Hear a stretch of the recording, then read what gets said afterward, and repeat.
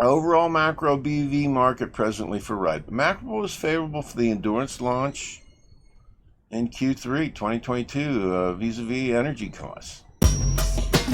Just going to close this out or open this up by looking at a quick chart. This is 2:30 p.m. on July 5th. We are up slightly for RIDE on the day. Here's the day chart. So let's get started. Now I'm gonna start this with Charles gave, and this is the 4 quads macro analysis tool. Chicken Genius just did a video on this. Hedgeye uses it. I believe Warren Buffett uses it. It's come in a bunch of different formats. I just thought I would start with this to kind of set up a framework for this video. And I'm going to try to go through this as quickly as possible. You guys can look at this on your own time and read his background. He's an economist, MBA, so forth. The quad framework is used by, a bunch of people I follow. Hedgeye, most importantly, and I also like Chicken Genius as well. But I say here each analyst has a time in the sun. That means, everybody shines for a while and they're right on most things most of the time, and then they're not. So right now, the quad is I think quad method is producing some short-term results. It's more of a speedometer than a crystal ball I have down here. So it's kind of like a way to analyze. Now Hedgeye, one of the analysts I follow and agree with a lot, they say at Hedgeye, it's some that I don't agree with. They follow a lot of data and try to apply it to the quad or their take on the quad to do projections and forecasts. And the head guy at Hedgeye was correct on the 2008 crash. So anyway, we're going to move on. I'm going to just put this in the quad dialogue, let's say that way. Now, Tom Lee, who is from Frontstrat, who's been right on everything for the last couple of years, he sees the inventory overstock is going to lower prices, it's going to lower inflation, it's going to lower interest rates, and it's going to raise the Nasdaq 100. Kathy Wood, who has been right and wrong, but I think she's going to be proven to be right here in a little bit. Similar future, also talked about the whipsaw in inventories, that being there's overstock in inventories. They got to liquidate. These stores are going to have to liquidate, and businesses are going to have to liquidate inventory to raise cash, and that's going to lower prices. She adds to this a technology effect, and part of her technology is BEVs. I think fleet adoption is likely to lead the way, and that translates to RIDE, because right now RIDE has, the only competition RIDE has is Ford Pro model. They've allocated, to the best of my research, only 10,000 units to the fleet market, fleet pickup market. That's the commercial fleet market, which RIDE is going to launch on. And I do believe the demand is much more than that. And I have done a couple demand videos. You just take a look at the demand videos I did on fleets. I mean, they are begging for vehicles, they are begging for BEVs, and they will change suppliers. So, anyway, let's just move on from here, try to keep this moving. Now, these are the 4 quads. This is 1, 2, 3, 4. And this, now they reverse these axes on some models. This is inflation, this is the CPI, and this goes to plus here. and this GDP, and this goes to plus here. So you got GDP and you got inflation. Now, these quadrants, as I understand it, they don't necessarily go in this order. They can go in anywhere, and they can switch this way, or they can switch up and down, they can switch back and forth, and so forth. Now, I just want to say, right now we are in quad 3, right here. Okay? The CPI is high, so that puts us over here on the CPI. And the GDP is low, and that puts us right here in quad 3. And as you can see, cash and oil. Now, as I said, Buffett's buying Occidental. He's following this model. He's been buying Occidental. Tom Lee, who I'm quoting here as one of the analysts I follow, said back in January, December of last year, to buy energy. So, anyway, that's where we are right now.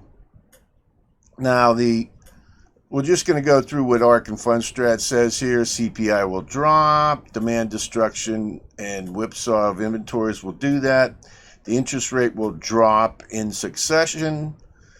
And this is the contrarian view to the majority of people out there right now. They think this is going to drop. The Fed funds rate is going to drop, and that's Lee and Wood, and Kyle Bass says the same thing, and Kyle Bass has been right about a lot of things too. In June 2022, 0.75 rate hike was the largest since 94. The Fed has said it's likely it's going to do another one in July, and that's the majority consensus right now. Kyle Bass has said, now, there's some leeway. They said third quarter, so that could be the end of the third quarter, start of the fourth quarter. So we got some fudging going on here. And by the way, I'm not an economist. Don't, do your own research. I'm just going by my research on this topic. Anyway, Kyle Bass and the others, but especially Kyle Bass, said the Fed is going to have a change of heart, lower.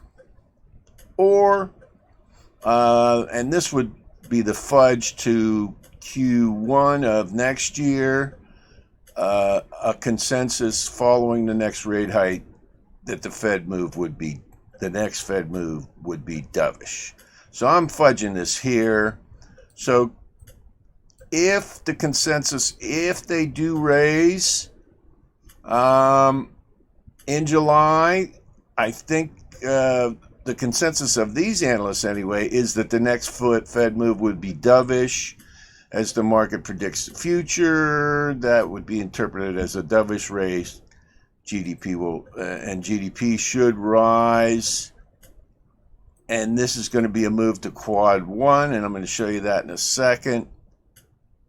And innovative companies with pricing power, BEVs, that's RIDE and Tesla, are going to be where you want to invest your money according to these experts. So that's a little confusing, but I'll just go through it. Even if we have a 0.75 rate increase, Fed funds rate in July, which, we may not. The consensus, and I'm putting this fudge in here, will be that the next Fed funds rate move will be dovish, will be a lowering in rates. Kathy Wood and Kyle Bass have said this. Tom Lee has said this. They said there's going to be deflation and demand destruction is going to qualify for a rate. So in other words, we got a lowering Fed rate. So if we get that, we're going to move from quad 3 to quad 1. Okay? And that's quad 1 right there. Disinflation, oversupply. This is this inventory problem we're talking about. Disinflationary boom. There are going to be lower prices, so the CPI is going to go down. Okay? CPI is going to go to here. And the GDP is going to go up because the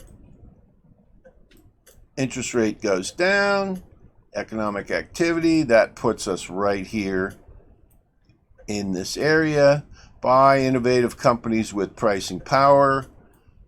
You can research this on your own. I think RIDE certainly falls definitely into this category, as does Tesla.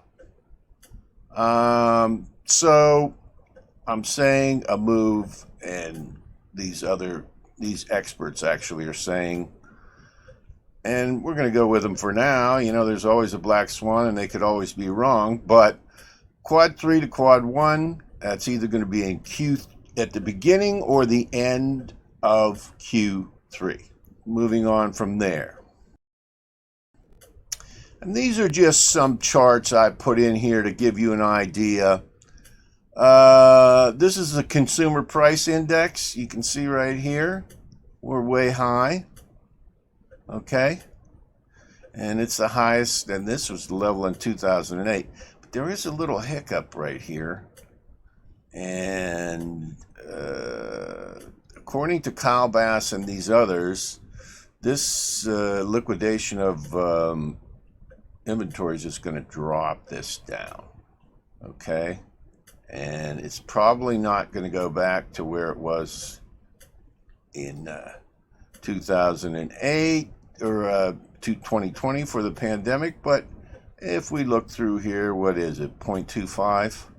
So that would be a 50 basis point drop, or actually more than a 50 basis point drop. But let's just say the rate would go to something like 0.25. Or 2.5, I'm sorry. So this is what Lee and the rest of them are saying is going to happen. Something like that, and that would be beginning or end of Q3. And this is the Fed funds rate here, and you can see we've been going down. They've just increased this, and they're going to increase it some more, maybe. But these analysts, again, say that this is going to go down. What did we say? It's going to go down from here, okay? Don't quote me on that. But anyway, you get the drift here. You can see how this was the pandemic here, pre-pandemic, and these are the recent rate hikes by the Fed. So again, the analysts say this is going to drop, I don't know, something like down 50%. And part of this, the harbinger of this, is we've got negative GDP, okay, which is the first time we've had that since the pandemic. So the Fed funds hiking has created demand destruction, which they want to do, which is developed into negative GDP. And I believe, this is 1.6, and we'll see perhaps lower GDP figures, and that is going to prompt, according to, and lower CPI figures and lower GDP figures. So maybe next quarter, who knows, down to here. Okay. So we're going to have demand destruction. CPI is going to go down, and the interest rates, in fact, are going to go down as well. So there's some rough charts there. Not a forecaster, not an economist, not a financial advisor, but that's basically the mechanics of things. Now, I want to bring up a topic that not many people are talking about. That's cryptocurrency. Most recently down 40% year to date. You can see what this trend line is here. Cryptocurrency is in a state of disarray. Now, CoinMarketCap, the value of all Bitcoins was over 1.3 trillion in November 26, 2021. So that's, down at least probably half of that now. Anyway, I'm just making a point here that this is a lot of money. That's part of the economy, which I think some of the business press is ignoring. So crypto is another major factor that may not be accounted for in normal Bureau of Labor Statistics stats, okay? So what we have and this is not being covered. There's cascading hedge fund failures due to long Bitcoin positions and positions on other, I have, crap coins here. Okay? These guys are getting margin calls, and the exchanges they're working on are failing because the hedge funds can't answer the margin calls. And defaults are escalating all over the place in crypto. What is happening is this is causing they're selling off their Bitcoin because they have no cash reserves. Okay, this is not like the banking. There's no stress test, those minimum cash requirements. So there's no regulation. I think regulation is coming to Bitcoin. Anyway, they're selling off to raise dollars to pay these margin funds. And, exchanges are failing, hedge funds are failing, coins are failing. Miners are also selling Bitcoin to pay power bills in dollars because they don't have cash reserves. They're hodling all their Bitcoin. You have Russian-backed mining and assets are at risk. Unknown outcomes. There are mining farm failures in the USSR because of the Bitcoin price, again, putting downward pressure on Bitcoin. So the business press is not covering this collapse. This is like 2008 financial collapse in Bitcoin. And now, here's the thing about Bitcoin. Couple things. Tesla may be facing balance sheet issues, okay, because of their Bitcoin holdings. And that could weaken a RIDE competitor. Okay? So Tesla is a competitor with a Cybertruck, although I don't think it's going to see much fleet use. But Tesla may face balance sheet issues because of their Bitcoin holdings.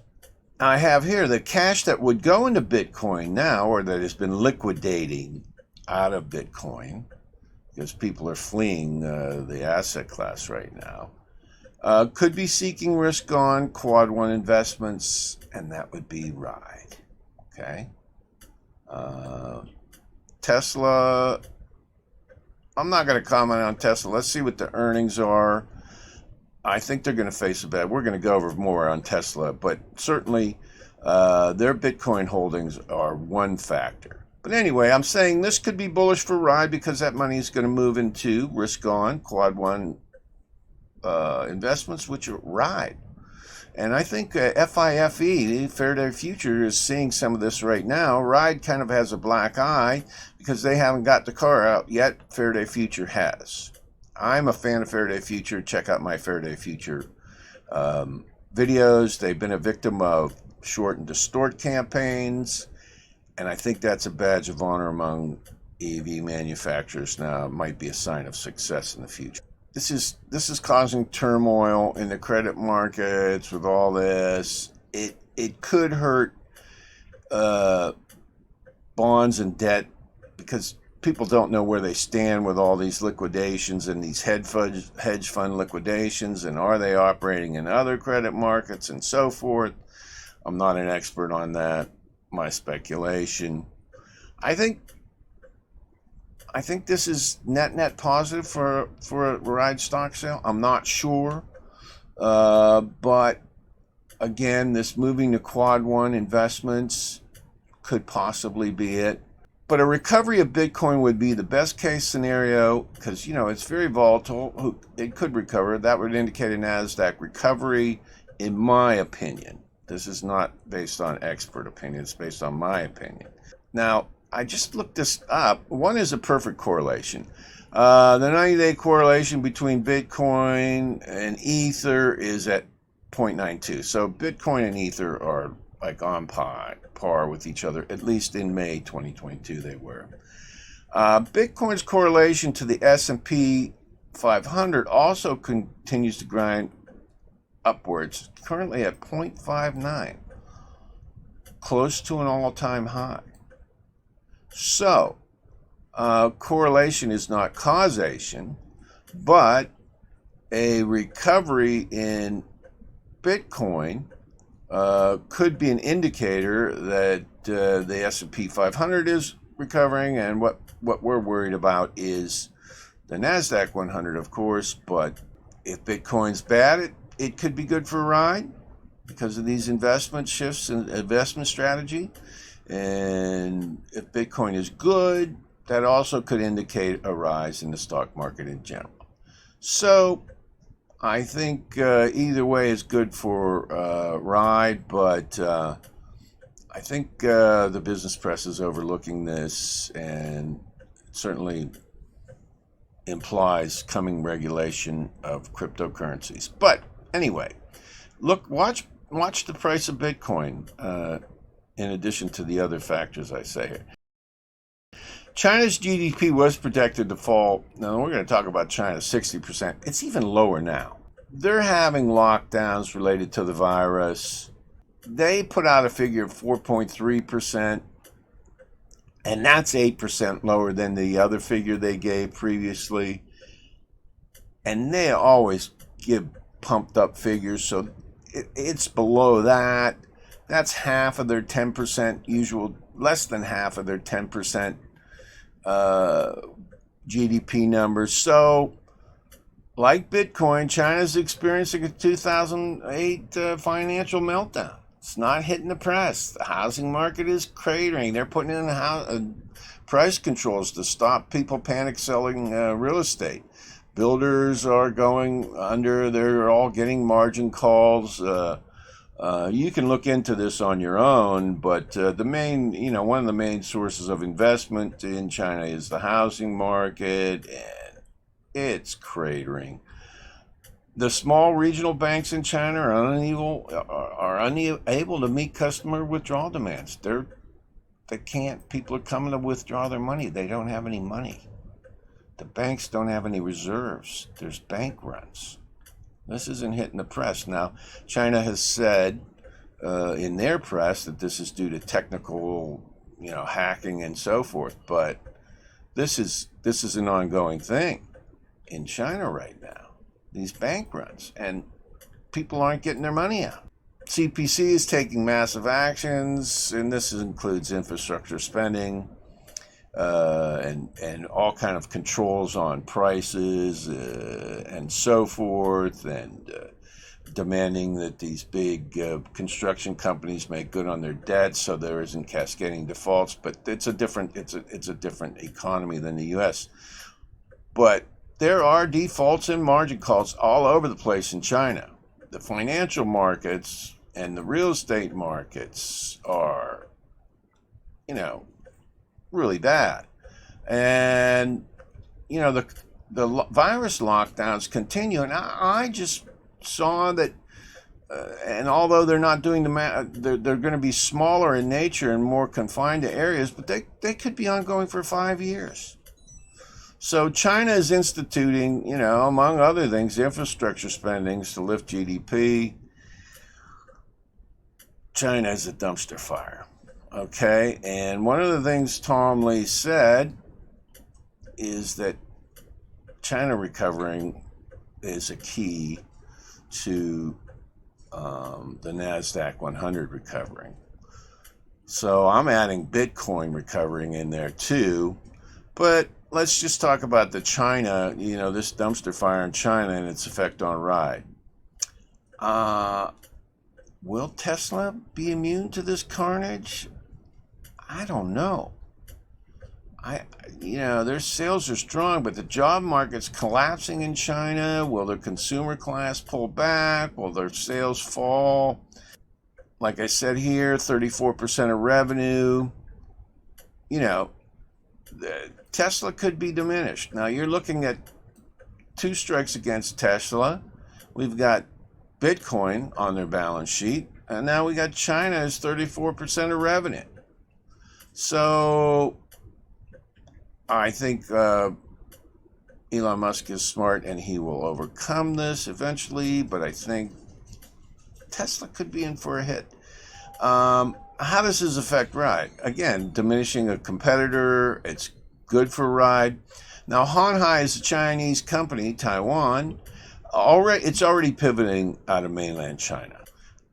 the damage is mitigated somewhat to Han Hai. So they are a little bit ahead of the curve on this. And of course, they're the partner of Lordstown. And this is bullish for Lordstown as well. Han Hai is putting an emphasis on U.S.-based operations, among other areas, but especially U.S. Lordstown Motors and Lordstown, Ohio is their BEV flagship. They're going to build an entire infrastructure around that production facility. And they're going to produce vehicles there that are going to transform that company, and this is all going to benefit. So this is also bullish for RIDE, I believe. So I have here a summary: China impact on RIDE. Now this is the stock issuance, the stock raise. Now, which is different than the overall effect on RIDE. Okay, RIDE as a company or LMC as a company. We're just talking about issuing new stock here. It's a negative. The margin calls and defaults will cause Chinese holders of U.S. stocks to liquidate positions to raise cash. This is going to put the Nasdaq 100 down. This selling pressure could slow down the recovery of U.S. stocks. So you got to look into that. I mean, they're certainly liquidating everything. Now, there's a contrarian view there that could say they're getting money in, but, they can't really get money out of the country right now. I do believe the net on this is the liquidating of U.S. equities is going to put downward pressure on the stock market. And this is from CFA Institute. And they did a study on this. The Shanghai Composite becomes much more highly correlated with the S&P 500. Okay, so between it had a 0.08 correlation. In our most recent sample, it moved to 0.47. This is why Tom Lee is saying that we got to watch the Hang Seng, I guess, HSI index, because the S&P is now, one is a perfect correlation. So and this has gone from, nothing to 0.47. So represents the greatest shift in code movement over our entire study period. So these two markets are related.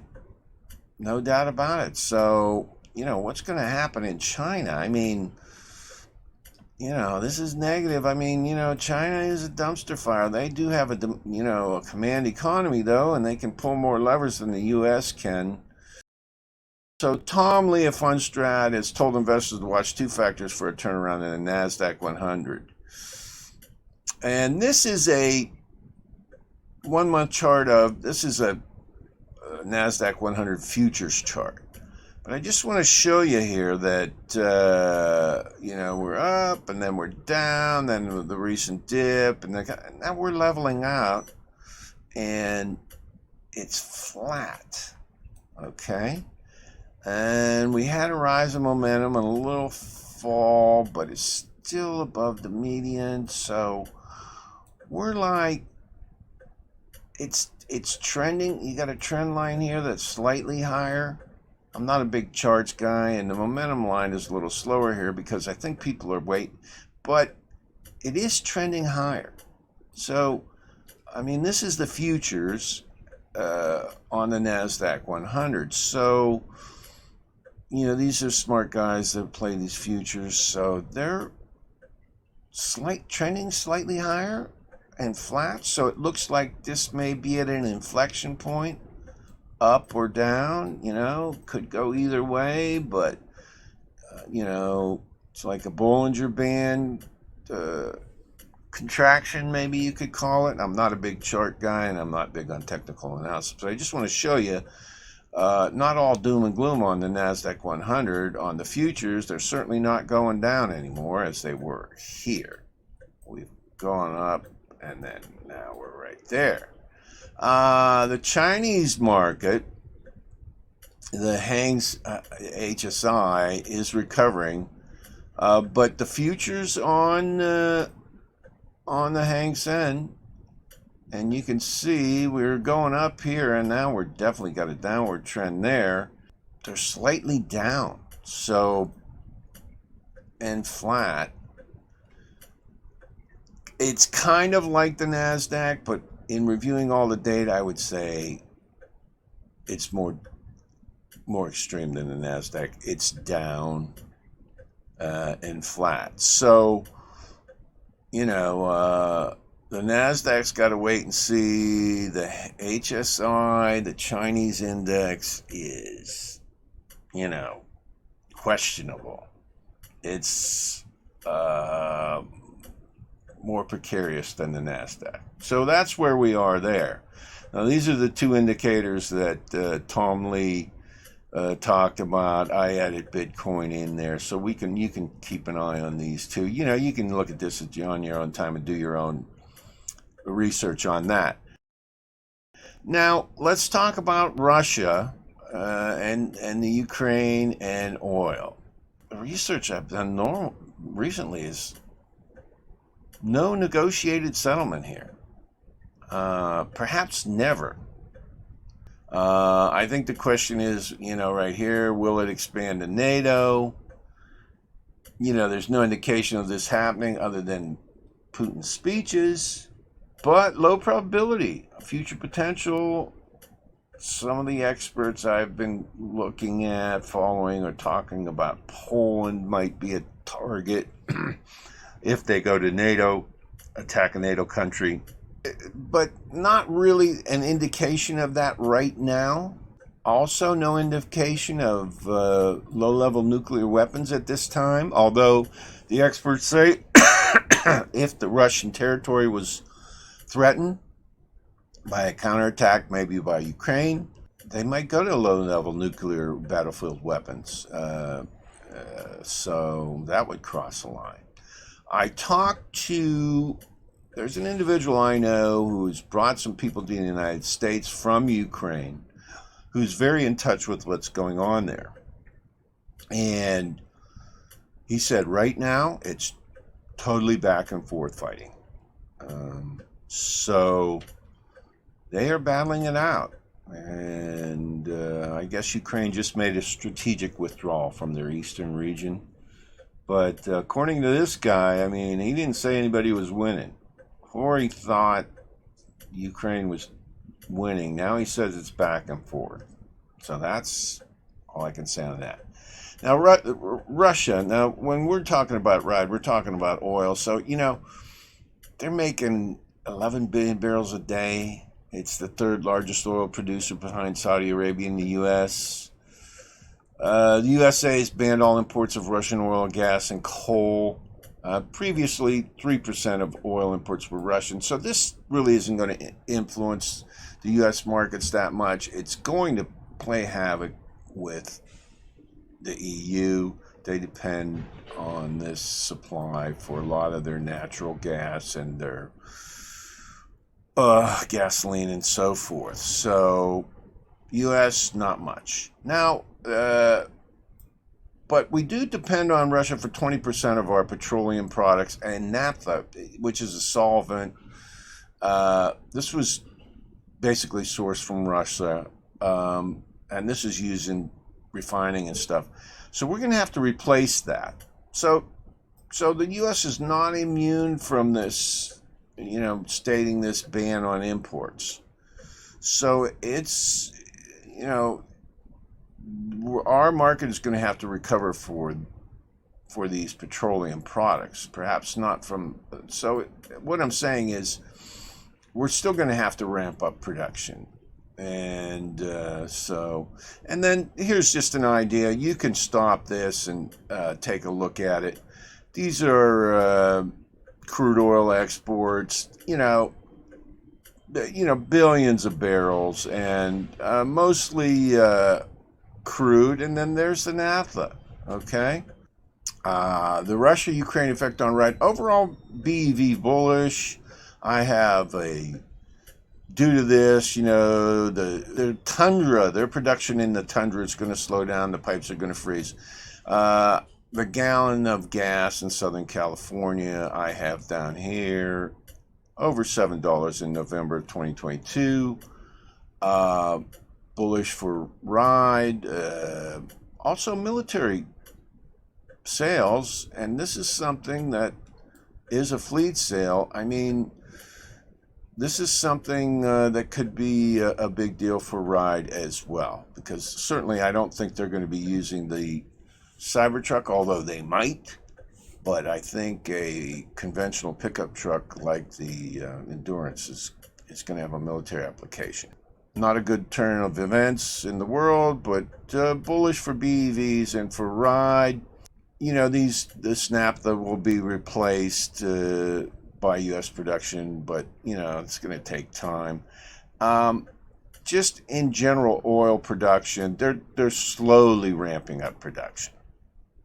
So the oil company's position is they feel increases in prices will not last. So they're also getting windfall profits by raising their prices. But they think that the higher prices won't last. The Fed hikes and demand destruction, could in fact force the price of gasoline down or keep the increases down. But I do think it's going to rise until the end of this year anyway. I don't know what's going to happen after that, but I'm not a forecaster. That's just my stuff. They put the refining production ramp at 1 year, so gradual decline from peak prices over 1 year. Also bullish for RIDE. So that's what's up with RIDE. Now, the overall stock offering, present environment, there's no clear direction on the Nasdaq. The favored analysts see a turnaround in the second half of Q3, Q4, Q1, but let's say second half of Q3. For the stock offering for RIDE, which they need to raise capital, it looks poor without a black swan, a catalyst, or a turnaround. Okay? Black swan, we don't know what that's going to be. Catalyst could be the launch of the Endurance. This may be enough to get a stock offering on. And certainly the turnaround stated by these three favored analysts, along with the catalyst of the Endurance, could come together to offer an environment for a stock offering. These analysts are saying a Q3 recovery, beginning of Q4, end of Q4, so by the end of the year, let's say that. I've been following these guys. They're usually pretty on the money. I think there's a 51% chance that Q3, Q4, there's going to be a turnaround. The markets may turn around before the economy turns around, because they always predict the future. So a capital raise could take place for RIDE in 2022. But there's a good chance that they're going to be able to do a stock sale. Now, their SIP, their credit, revolving credit through stock, I believe there's a target price there of around $12 a share that makes it really profitable for them to use that. I don't know if that would be a target, but anyway, I've done a video on the price of the stock with dilution. Overall macro BV market presently for RIDE. The macro is favorable for the Endurance launch in Q3 2022 vis-a-vis energy costs. Okay? May happen July 18th, but that's a whisper number. The fleets are clamoring. You can look at my 2 fleet demand. I did 2 different demand videos and a sales forecast for RIDE. It's hard to break out pickup sales from this data, but the fleets are clamoring for BEVs, and they are willing to go to new suppliers, and they are clamoring for vehicles in general. And the high top van would be a gigantic seller. Rivian's having a hard time with theirs. GM's having a hard time with theirs. Everybody's having a hard time because the motors cause for a high lift. Lordstown has a distinct advantage with the hub motor configuration, keeping the floor of the van low. Superior design, I do believe, by the slide deck from their last earnings call, that the fleet, high-top fleet van is their next product. So the energy costs and the need to replace aging fleets, the average age of the fleet truck is so high, they have buyers in fleets. Again, lack of competitive products and supply, meaning Ford, Lordstown Motors. So I believe that endurance sales and the coming van are limited by capital and production ramp only. Honhai can get this ramp up quicker, and hopefully Honhai has been working, and they are working on chip supplies, and let's face it, they know about supply lines and so forth, and electronic supplies especially. I think it's bullish for RIDE. I think there is a 51% chance of a stock capital raise by the end of this year. That will give them operating capital to move forward. I went over other income sources in the last video. They need a flawless technical launch, no recalls. A la the Mach-E, the Ford Mustang Mach-E. The battery cable connections, the high voltage battery connections are loose. That causes arcing. That causes fires. They had to recall, most of the Mach-E's made this year, I think. But anyway, hopefully, and I do believe that it is going to be a good technical launch. I think Niavaji and Hightower, I think one of the reasons that they recertified and rehomologated the Endurance is because they wanted to make absolutely sure that this is going to be a flawless technical launch. And they're going to have a flawless skateboard to put the van body on. And so that should happen pretty quickly. Now, they say 2 years. They may be able to short that ramp. They said they're already starting on fleet vehicle, MIH program fleet vehicles. Whether that will include the Lordstown platform or the MIH platform, most likely will include hub motors. Anyway, I'm going to wrap this up. I've been talking long enough. Look, this all could change. I am not an economist or a forecaster. I'm not a professional.